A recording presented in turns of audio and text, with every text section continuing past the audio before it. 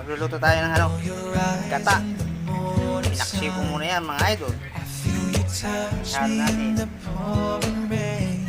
Pechay. Alright,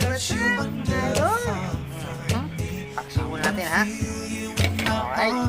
Ito na. Ang ating gata. Lalagyan na natin ngayon. Ayan. Ayun o, sarap niya. Pinaksi ko muna mga idol. Bago natin lagyan ng gata. Alright. What's up mga idol?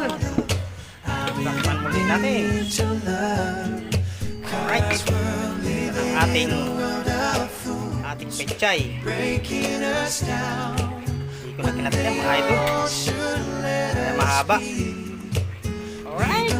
What's up mga idol? Takpan muli natin.